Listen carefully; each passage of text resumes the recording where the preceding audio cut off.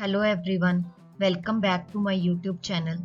आज के वीडियो में हम कवर करेंगे वर्ल्ड फिजिकल ज्योग्राफी के 30 most important questions and answers जो आपके कॉम्पिटिटिव एग्जाम्स के लिए काफ़ी हेल्पफुल रहेंगे। तो बिना टाइम वेस्ट किए चलिए शुरू करते हैं। Let's get started.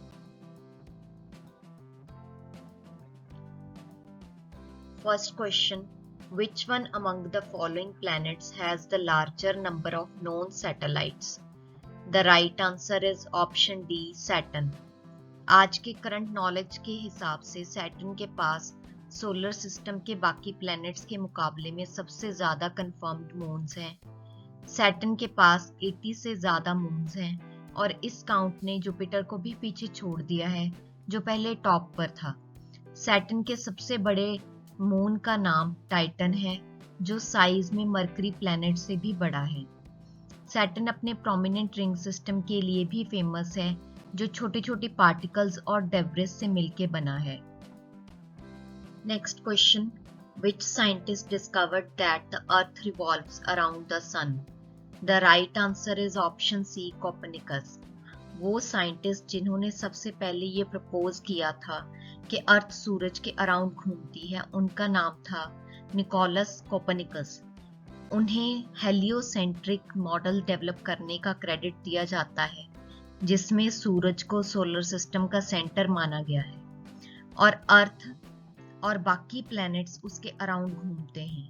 हालांकि उससे पहले भी कुछ लोगों ने ऐसे आइडियाज सजेस्ट किए थे, लेकिन 16th सेंचुरी में कोपर्निकस ने अपनी किताब On the Revolutions of the Heavenly Spheres के थ्रू इस कंसेप्ट का डिटेल्ड और इन्फ्लुएंशियल एक्सप्लेनेशन दिया था। Next question, our solar system is a part of which galaxy? The right answer is option C, Milky Way. हमारा solar system Milky Way galaxy का हिस्सा है। मिल्की वे एक बार्ड स्पाइरल गैलेक्सी है जिसमें कुछ स्पाइरल आर्म्स होते हैं और हमारा सोलर सिस्टम इन्हीं में से एक ओरियन आर्म पर लोकेटेड है। Next question, who discovered Uranus? The right answer is option C, William Herschel. Uranus की डिस्कवरी 1781 में हुई थी बाय एस्ट्रोनॉमर विलियम हर्शल, लेकिन शुरुआत में उन्होंने सोचा था कि यह या तो एक कॉमेट है या कोई star. Next question, the atmosphere of planet Venus is made up of thick and yellowish clouds of. The right answer is option B, sulphuric acid. Venus के आसमान में जो घने पीले रंग के बादल होते हैं वो मोस्टली सल्फ्यूरिक एसिड के ड्रॉपलेट्स से बने होते हैं। इन क्लाउड्स में थोड़ी मात्रा में solid sulphur, nitrosyl sulphuric acid और फॉस्फोरिक एसिड भी होता है। ये सल्फ्यूरिक एसिड वाले क्लाउड्स ही वीनस के हाई एल्बिडो का मेजर रीजन है।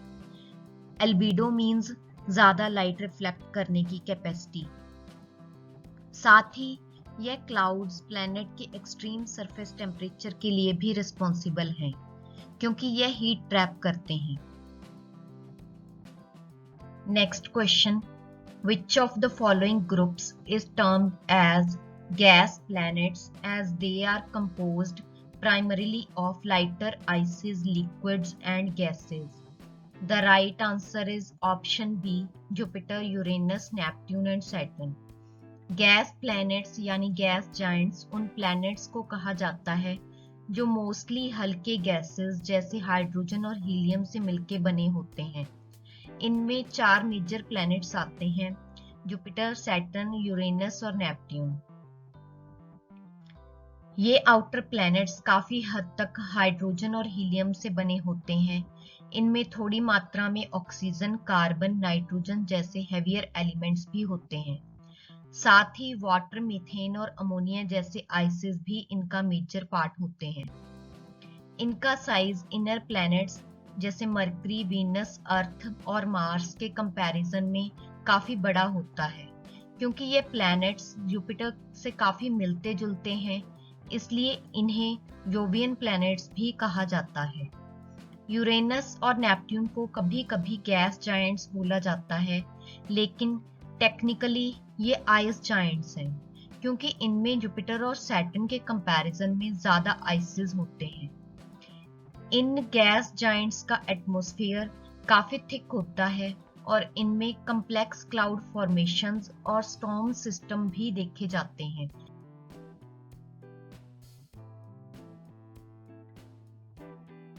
Next question, what is the radius of the earth? The right answer is option B, 6371 kilometre. Earth का रेडियस थोड़ा वेरी करता है क्योंकि अर्थ एक ऑब्लेट स्फीरॉइड शेप का है, यानी हल्का सा गोला चपटा, फ्लैटेंड एट द पोल्स। अर्थ का एवरेज रेडियस लगभग 6371 किलोमीटर है, यानी 3959 miles. Next question, if the orbit of a planet is an ellipse, then what is the point at which the sun is located called? The right answer is option D, focus. अगर किसी planet का orbit elliptical यानी अंडाकार हो तो जहां सन मौजूद होता है उस पॉइंट को फोकस या फोकल पॉइंट कहा जाता है। एक एलिप्स के दो फोकस होते हैं और Kepler's first law of planetary motion के मुताबिक सूर्य उनमें से एक फोकस पर होता है, सेंटर पर नहीं। ये लॉ प्लैनेटरी मोशन के बेसिक कंसेप्ट्स में से एक है जो बताते हैं कि प्लैनेट्स परफेक्ट सर्कल में नहीं बल्कि एलिप्स में घूमते हैं। Next question, which planet has a moon called Ganymede? The right answer is option A, Jupiter. Ganymede एक मून है जो जुपिटर प्लैनेट के अराउंड घूमता है। ये सिर्फ जुपिटर का सबसे बड़ा मून ही नहीं बल्कि पूरे सोलर सिस्टम का सबसे बड़ा मून भी है। गैनीमीड का साइज कुछ प्लैनेट्स जैसे मरकरी से भी बड़ा है। Next question, how many kilometres are represented by 1 degree of latitude? The right answer is option C, 111 kilometre. 1 degree latitude का मतलब होता है अर्थ के सरफेस पर लगभग 111 किलोमीटर्स यानी 69 माइल्स का डिस्टेंस। ये डिस्टेंस काफी कंसिस्टेंट होता है क्योंकि लैटिट्यूड लाइंस पैरेलल होती हैं। ये ईस्ट टू वेस्ट डायरेक्शन में चक्कर काटने वाली गोल लाइंस होती हैं। जनरली 1 डिग्री लैटिट्यूड का डिस्टेंस लगभग 111 किलोमीटर होता है, लेकिन एग्जैक्ट डिस्टेंस थोड़ा वेरी करता है क्योंकि अर्थ का शेप थोड़ा सा फ्लैटेंड है पोल्स पर। इक्वेटर पर यह डिस्टेंस अप्रोक्सीमेटली 110.57 किलोमीटर होता है और पोल्स पर यह बढ़कर अप्रोक्सीमेटली 111.7 किलोमीटर हो जाता है। यह छोटी सी वेरिएशन अर्थ के शेप की वजह से होती है जो एक परफेक्ट स्फीयर नहीं बल्कि ऑब्लेट स्फीरॉइड है। 1 डिग्री लैटिट्यूड का डिस्टेंस समझना नेविगेशन और मैपिंग के लिए काफी यूजफुल होता है। ये नॉलेज हेल्प करता है एक्यूरेटली लोकेशन डिटरमिन करने, डिस्टेंस कैलकुलेट करने और मैप्स को समझने में, स्पेशली जब आप जीपीएस या किसी भी जियोग्राफिक सिस्टम का यूज कर रहे हो। Next question, asteroids are found between which of the following 2 planets? The right answer is option C, Mars and Jupiter. Asteroids mostly हमें मार्स और जुपिटर के बीच में मिलते हैं। इनका सबसे बड़ा ग्रुप एक रीजन में लोकेटेड होता है जिसे एस्ट्रॉइड बेल्ट कहते हैं। ये बेल्ट मार्स और जुपिटर के ऑर्बिट्स के बीच में होती है, एक वास्ट एरिया जहां हजारों रॉकी बॉडीज घूम रहे होते हैं। एस्ट्रॉइड्स मेनली रॉक और मेटल से बने होते हैं। कुछ एस्ट्रॉइड्स में कार्बन कंपाउंड्स भी होते हैं। साइंटिस्ट्स का मानना है कि ये एस्ट्रॉइड्स सोलर सिस्टम के अर्ली फॉर्मेशन के बचे हुए टुकड़े हैं जो एक प्रॉपर प्लैनेट में कंबाइन नहीं हो पाए। Next question, which of the following statements about Ganymede is not correct? The right answer is option D, it revolves around Saturn. Ganymede असल में जुपिटर का मून है, सैटर्न का नहीं। यह सिर्फ जुपिटर का सबसे बड़ा मून ही नहीं बल्कि पूरे सोलर सिस्टम का सबसे बड़ा मून भी है। साइज में ये मरकरी प्लैनेट से भी बड़ा है। Next question, how much % of carbon dioxide is present in the atmosphere of Venus and Mars? The right answer is option D 95 to 97%। Venus और मार्स दोनों के पास ऐसे एटमॉस्फेयर्स हैं जो मोस्टली कार्बन डाइऑक्साइड से बने हैं। वीनस का atmosphere approximately 96.5% carbon dioxide, Mars का एटमॉस्फेयर अप्रॉक्सीमेटली 95% कार्बन डाइऑक्साइड से बना है। यानी दोनों प्लैनेट्स का ग्रीन हाउस इफेक्ट स्ट्रॉन्ग होता है, स्पेशली वीनस में, लेकिन उनके एटमॉस्फेरिक प्रेशर और टेम्परेचर कंडीशंस में काफी डिफरेंस होता है। Next question, which of the statements given below about some planets in the solar system is false? The right answer is option B, Venus has 2 moons. This is the false statement because Venus के पास कोई moon नहीं है और mercury के पास भी नहीं है। ये दोनों ही सोलर सिस्टम के ऐसे प्लैनेट्स हैं जिनके पास बिल्कुल भी मून्स नहीं है। बाकी सभी प्लैनेट्स के पास कम से कम एक या उससे ज्यादा मून्स मौजूद हैं। Next question, what are pulsars in the universe? The right answer is option B, rotating neutron stars. Pulsars एक तरह के रैपिडली रोटेटिंग न्यूट्रॉन स्टार्स होते हैं जो इलेक्ट्रोमैग्नेटिक रेडिएशन के बीम्स जैसे रेडियो वेव्स, एक्सरेज और गामा रेज बहुत ही रेगुलर इंटरवल्स पर एमिट करते हैं। ये बीम्स एक लाइट हाउस की तरह स्पेस में स्वीप करती हैं और जब ये अर्थ के पास से गुजरती हैं तब हमें एक पल्स ऑफ रेडिएशन डिटेक्ट होती है। इन्हें हम कॉस्मिक लाइट हाउसेस भी कह सकते हैं। पल्सर्स उन मैसिव स्टार्स के रेमिनेंट से बने होते हैं जो सुपरनोवा एक्सप्लोजन के बाद बिखर जाते हैं। जब एक स्टार एक्सप्लोड करता है तो उसका कोर कोलैप्स हो जाता है और अगर वो काफी मैसिव होता है तो एक न्यूट्रॉन स्टार बन जाता है जो बहुत ही डेंस और कॉम्पैक्ट होता है। न्यूट्रॉन स्टार्स इंक्लूडिंग पल्सर्स अक्सर बहुत तेजी से रोटेट करते हैं, कुछ तो एक सेकंड में 100 बार तक घूम जाते हैं। पल्सर्स के पास एक्सट्रीमली स्ट्रॉन्ग मैग्नेटिक फील्ड्स होते हैं जो चार्ज्ड पार्टिकल्स के बीम्स को उनके मैग्नेटिक पोल से बाहर की तरफ चैनल करते हैं। जब पल्सर रोटेट करते हैं तो ये बीम्स स्काई में स्वीप करती हैं और जब ये बीम्स अर्थ के पास से गुजरती हैं तो हमें एक रेडिएशन का पल्स डिटेक्ट होता है। इन पल्सेस की रेगुलरिटी पल्सर्स को एकदम एक्यूरेट क्लॉक्स बनाती है, इसीलिए इनका यूज कई साइंटिफिक स्टडीज में होता है, जैसे ग्रेविटेशनल वेव्स की सर्च में। ध्यान देने वाली बात यह है कि हर पल्सर एक न्यूट्रॉन स्टार होता है, लेकिन हर न्यूट्रॉन स्टार पल्सर नहीं होता। सिर्फ वही न्यूट्रॉन स्टार्स पल्सर्स कहलाते हैं जो रेडिएशन के डिटेक्टेबल बीम्स एमिट करते हैं। Next question, when does the shortest day length occurs in the northern hemisphere? The right answer is option D, 22nd December। Northern hemisphere में साल का सबसे छोटा दिन विंटर सोल्स्टिस के दिन होता है जो आम तौर पर 21 या 22 दिसंबर को पड़ता है। इस दिन नॉर्दर्न हेमिस्फीयर सूरज से सबसे ज्यादा दूर टिल्ट होता है, जिसकी वजह से पूरे साल में से सबसे कम डे लाइट आवर्स मिलते हैं। Next question, which of the following planets of our solar system has least mass? The right answer is option D, Mercury। Mercury ना सिर्फ साइज में सबसे छोटा प्लेनेट है बल्कि इसका मास भी बाकी प्लैनेट्स के कंपैरिजन में सबसे कम है। मरकरी के कुछ की पॉइंट्स जो हमें याद रखने चाहिए।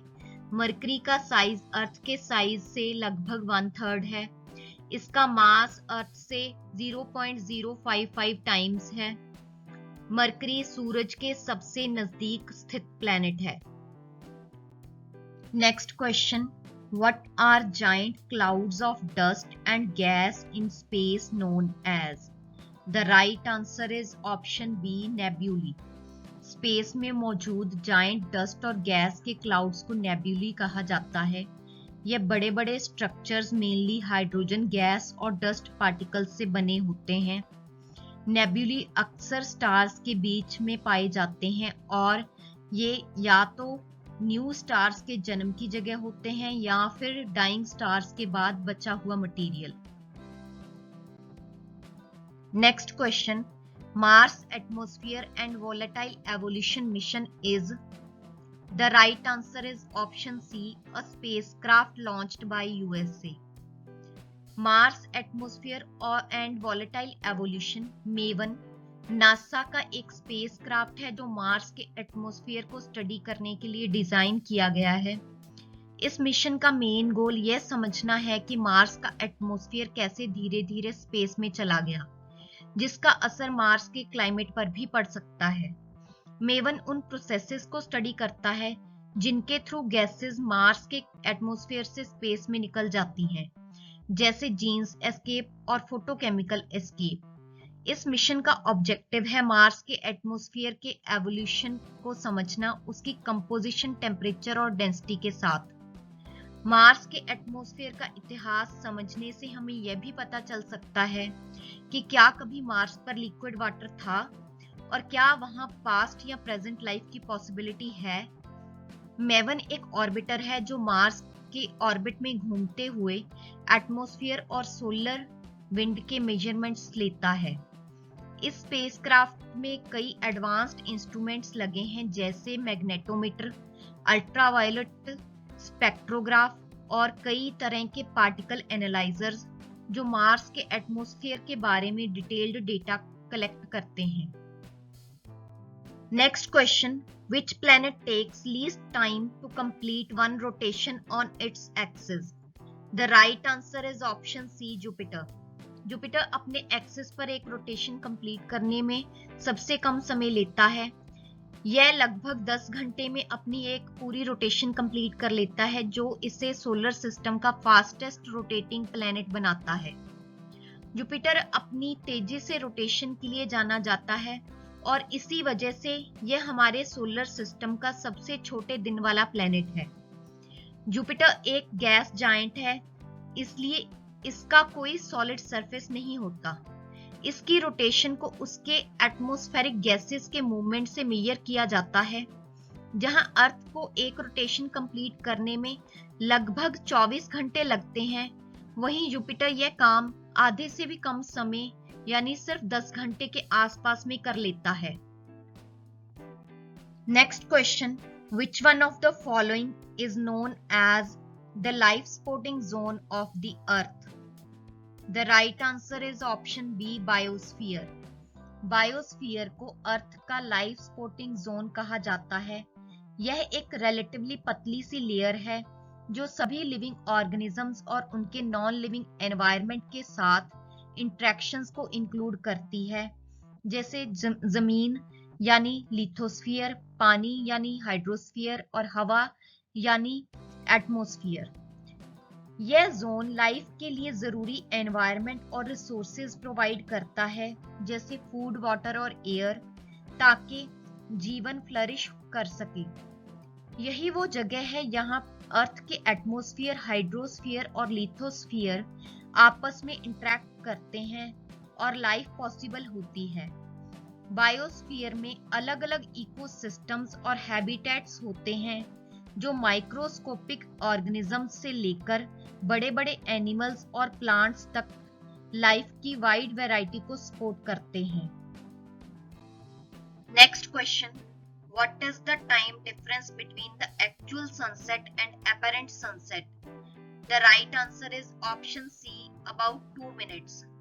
एक्चुअल सनसेट और अपैरेंट सनसेट के बीच का टाइम डिफरेंस लगभग 2 मिनट्स का होता है। यह डिफरेंस एटमॉस्फेरिक रिफ्रैक्शन के कारण होता है। जब सनलाइट अर्थ के एटमॉस्फेयर से गुजरती है तो वो बेंड हो जाती है। इसी बेंडिंग की वजह से हमें सूरज थोड़ी देर तक दिखाई देता है, जबकि वो असल में हॉरिजॉन के नीचे जा चुका होता है। इसीलिए सनसेट हमें एक्चुअल टाइम से थोड़ा लेट नजर आता है। Next question, what does thick gaseous cover surrounding the earth called? The right answer is option C, atmosphere. Earth के चारों तरफ जो घना गैसियस कवर होता है उसे एटमॉस्फेयर कहते हैं। यह गैसेस की एक लेयर है जो अर्थ की ग्रेविटी के कारण अपनी जगह बनी रहती है। एटमॉस्फेयर काफी इंपॉर्टेंट रोल प्ले करता है लाइफ को सपोर्ट करने में। यह हमें ऑक्सीजन देता है, टेम्परेचर रेगुलेट करता है और हार्मफुल रेडिएशंस और मीटियोर्स से भी हमें बचाता है। Next question, who among the following was the first to explain that the rotation of Earth on its own axis accounts for the daily rising and setting of the sun? The right answer is option A, Aryabhata. Aryabhata जो कि 5th century CE के एक महान भारतीय astronomer थे, उन्होंने अपने प्रमुख ग्रंथ आर्यभट्टिया में एक रेवोल्यूशनरी कंसेप्ट दिया था। उन्होंने ये माना कि सूरज और तारे जो हमें घूमते हुए दिखते हैं वो असल में उनकी मूवमेंट नहीं है, बल्कि ये पृथ्वी के अपने एक्सिस पर घूमने की वजह से होता है। यानी आर्यभट्ट ने पहली बार ये आइडिया दिया कि अर्थ खुद रोटेट करती है और इसी रोटेशन के कारण हमें सेलेस्टियल बॉडीज मूव करते हुए दिखते हैं, जबकि पहले लोग ये सोचते थे कि सारी चीजें अर्थ के चारों तरफ घूमती हैं। Next question, geodesy is the science that deals with? The right answer is option B, measurement of dimension of the earth. Geodesy एक ऐसी साइंस है जो अर्थ के साइज, शेप, स्पेस में उसकी ओरिएंटेशन और ग्रेविटी फील्ड को मेजर करने और रिप्रेजेंट करने का काम करती है। यह साइंस यह भी स्टडी करती है कि ये प्रॉपर्टीज टाइम के साथ कैसे बदलती हैं। असल में जियोडेसी का मेन फोकस होता है अर्थ के फिजिकल और जियोमेट्रिक फीचर्स को एक्यूरेटली समझना और मेजर करना, जैसे कि अर्थ का एग्जैक्ट शेप, उसकी जगह स्पेस में और ग्रेविटी में होने वाले subtle changes. Next question, which of the following statements is false? The right answer is option B.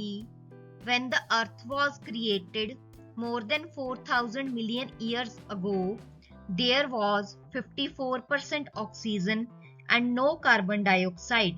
यह स्टेटमेंट सही नहीं है।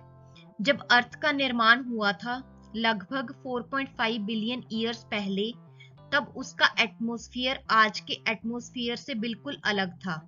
शुरुआत में अर्थ के एटमॉस्फेयर में बिल्कुल या बहुत कम ऑक्सीजन थी।